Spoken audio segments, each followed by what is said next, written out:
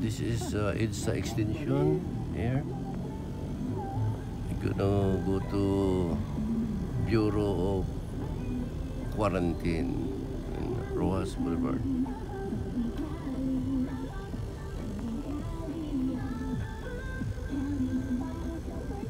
Early morning, about 6:45 in the morning.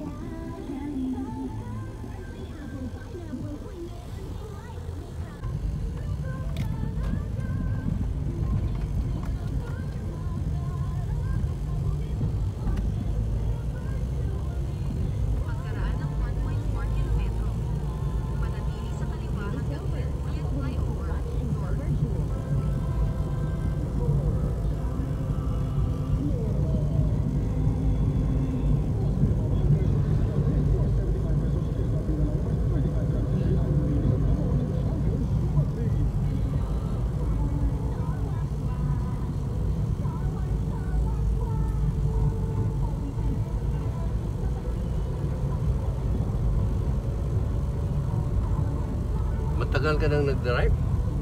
Ulan? 6 years. Okay namang joyride kaysa yung taxi. Okay naman ang kita dito.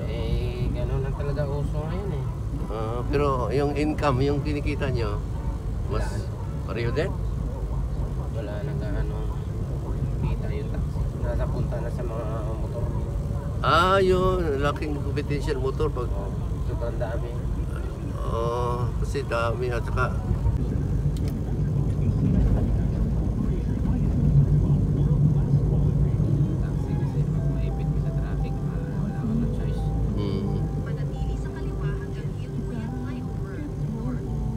So, madali sabi, malakas pa kumita yung mga motor. Yung biyahe nga nila kung minsan nasa mga 6 hours. Nasa libo lang. Pero yung iba nagpapabad talaga ng tagal.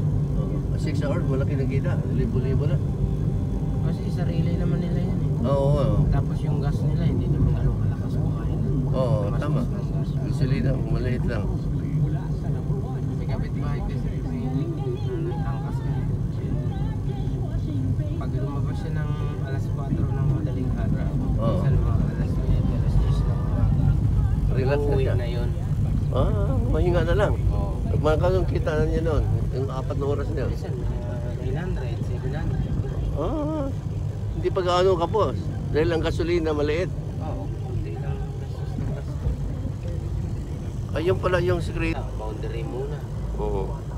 Sa motor, wala namang boundary. Sarili nila yun. Sarili nila.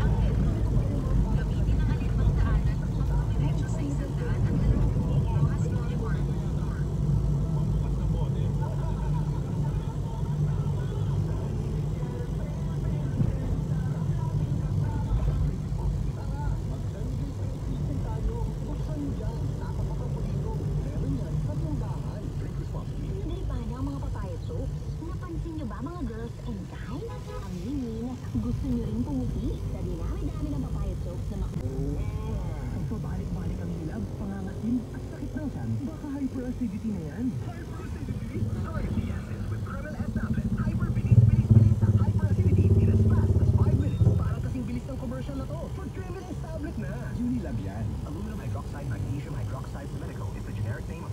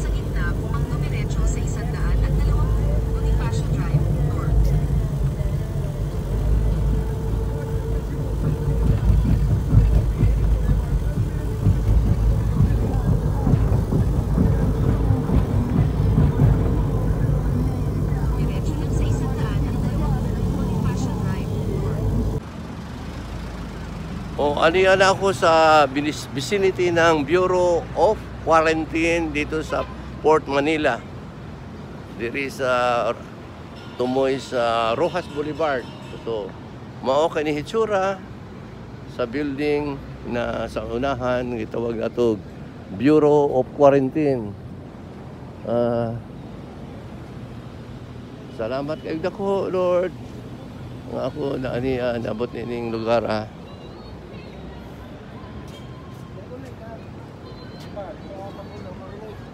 Patungin tayo.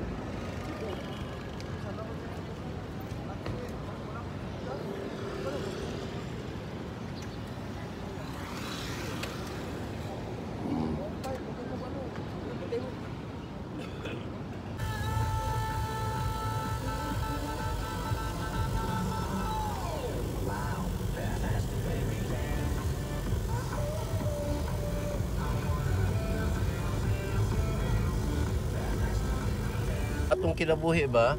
Ito mga Ginoo. Ang atong ito ang Ginoo naaraman nato niya. Hawak niya ang atong kinabuhi, mabuhay. Unang sa ato pang pagkinabuhi, bisag asa ta. Bukod sa Ginoo mo tabang nato. Actually ang sabi ng Diyos na hawak niya ang ating buhay kaya siya inanahan ang ating pagkilos at buong pagkatao kaya huwag tayong masyadong mabalisa kung ano yung kalagayan ngayon. May hirap man pero nakaginhawa gyapon. Mo na yung tinuod. So Ginoo, salamat nga aniya kami sa Manila. Bisan ako na taga Valencia Negros Oriental.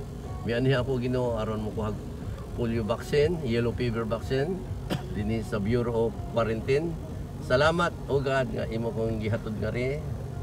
Sumala kay Roland Ginoo nga niya po na buhi nang inabuhi sa Manila uban iyang kaanakan. Salamat kay dako Ginoo nga mudihog ka mo panalangin ka sa tanang panahon sa iyang kinabuhi. Salamat sa imong presensya. Salamat kay dako Ginoo nga kami mabuhi ra gyapon tungod sa Ano ba ginalat niya? kami. Salamat kay dako Ginoo. Quarantine. Oo. Ito siya yung quarantine. Oo, sige po. Nag-pray lang kami kadiyo tay. Sige, salamat.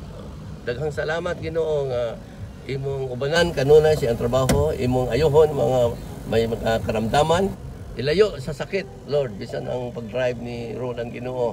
Salamat nga ikaw nakakita sa tanan o ikaw og mga panalangin kayo kinimo tagag kinabuhing maayo ug malampuson, madaugon ka kinabuhi, madagaya ang imong gugma, magdagaya imong presensya kanamo Ginoo. Salamat iyong protection. Kining tanan ang gisalig kanimo sa pangalan sa Samahan Anak ug Espiritu Santo. Salamat kayo, Ron. Ha? Sige po. Grabe. Salamat sa prayers. Oo. Ayaw rin ka. Balisa kayo. Sige po.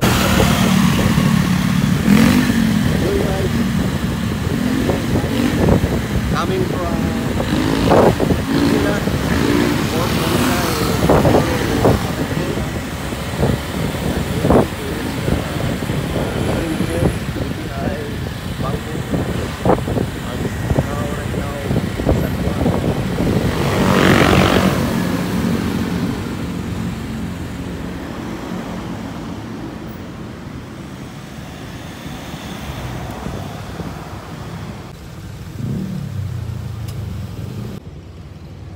O ito yung ring pilot, si Chun. Hello po. Hello. Ani na kami sa San Juan area. Gikan sa doon sa Rojas Boulevard sa Bureau of Quarantine.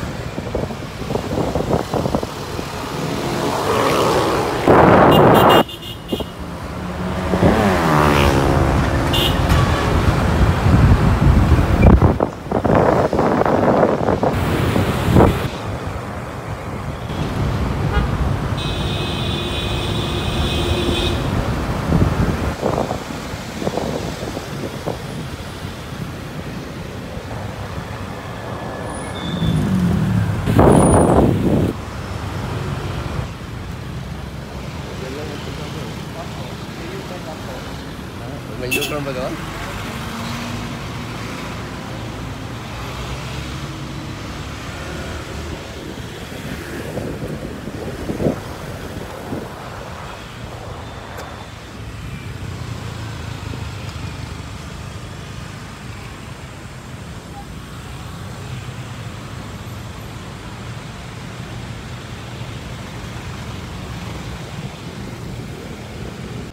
Sige, isama ko rin to sa vlog. Apo. Oh. Kami po ay napasalamat sa iyo, Panginoon. Narito, nakarating ako dito sa San Juan, dito sa Green Hills area, mula sa Port, Manila. At nasinubukan kong sumakay sa Joyride. At ito ang aking piloto, driver si Sean. Siya po ay Taiwanese po ang kanyang ama. Subalit ang kanyang ina ay Pilipina. At lumaki na rin dito sa Pilipinas. Dito. Hello, Sean. Kumusta? So, salamat sa Diyos na ito'y narito ka at patuloy kang pagpalain ng Panginoon, Sean. No? Ikaw ba'y naniniwala na ang Espiritu ng Diyos ay nasa iyo? Opo naman. Lalo na po, ang Espiritu ni Kristo at Espiritu ng ating Panginoon ay sumasa puso ko yon. Yun po yung aking nais ihayag sa iyo na sa pamagitan ng Espiritu ng Panginoon na sa atin ngayong puso, mayroong mag-comfort sa atin, mayroong tumutulong sa atin, mayroong nagpapalakas sa atin. So, yun po yung mabuting balita para sa akin na ang Panginoon binigay ang kanyang anak at ang Espiritu ng Panginoon ay nanahan sa puso upang mabigyan tayo ng buhay. So, Panginoon, nanalangin namin na ang salita mo ay maganap na sangkatauhan, lalo na si Sean. Siya bata pa, nag-aral siya. Salamat sa pagpapala baging sa kanyang pag-aaral. Matatapos na po siya, nag-graduate na siya. Siya ay nag-OJT sa Arellano bilang isang teacher sa high school. Lord, nakikita mo ang kanyang puso, nakita mo ang lahat-lahat sa kanya. Lord, salamat na ang nais niya, ang desire ng kanyang puso maganap, maging sa kanyang kapatid o magulang man o sino man ang tao. Salamat sa pagpapala na inilagay mo sa kanya, Panginoon. At mula ngayon, O Diyos, naniniwala kami na ihaharap niya, maggamit niya, kilanlin ka niya, Panginoon, ng lubusan at na ngayon may gumagabay at may magbibigay sa kanyang kalakasan. Lord, nais ng tao na ang kanyang kalooban ay makamit. Subalit, Lord, dalangin ko na ang desire ni Sean maganap at ito'y ma-align sa iyong kalooban. Sapagkat ang totoo, Lord, ang ikaw ang author ng lahat na buhay. Salamat sa pagbibigay ng buhay at malusog na katawan kay Sean at maihilayo siya sa anumang kapahamakan. Bagkus, Lord, maging sa kanyang ginagawa, makita ang iyong kalulatian, makita ang iyong buhay at higit sa lahat, Panginoon, malulahati ka sa kanyang buhay, sa kanyang ginagawa. Salamat po, maging sa kanyang desire ngayon, Panginoon. Ipagkaloob mo ito, lahat ng pagpapalang espiritual, alang-alang po na sa inyo lamang mahayag na ang tanging kapangyarihan, tanging buhay mula sa inyo, hindi sa tao. Kaya pagpalain ka, Sean, sa pangalan ng Ama, Anak at Espiritu Santo. Purihin ang Diyos. Amen. Salamat, Sean, ha? Thank you po. Nice to see you. Ito pala yung vlog. Yung malawak ang pangunawa. Pag malinaw ang ating pagkakilala sa Diyos at malawak ang ating pangunawa, ibig sabihin, wide ang iyong perspective. Ngayon, you can select the best. Anong gawin?